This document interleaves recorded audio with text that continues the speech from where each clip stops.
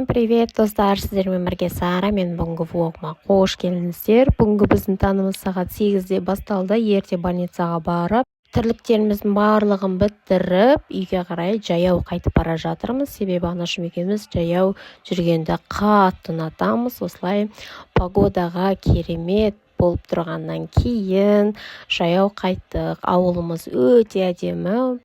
Ең әдемісі ол бізде мешіт. Мешіттің ар жағында пойыз жол бар. Пойыз жолдың ар жағында осындай таулы жер бар. Ол жақта мал бағады в основном.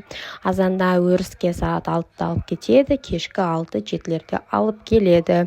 Осындай бізде төбе бар. Одан кейін бұны мост деп айтады бізде.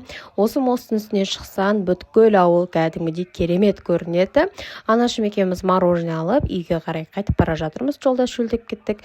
Үйге келіп осындай переходпен киімді ауыстырып алдым. Одан кейін анашым екеуміз пепси ішіп алып, анашым менің сканворд шешіп отыр.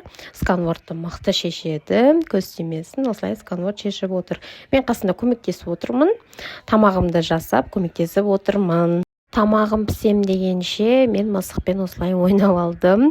Түрін қараңыздар, прям шаршап жатыр. Түнімен далада болады. Даже үйде туалеті де жоқ. Түнде далаға шығар деп мяулайды туалетке. Менде осындай умный мысық. Вот мысығымның түрі. Тамағым дайын болды. 5 бармақ жеп алдық отбасымызбен отырып. Өте дәмді болған. Мен бүгінгі влогым аяқталды. Тіркелуді ұмытпаңыздар. Пока-пока.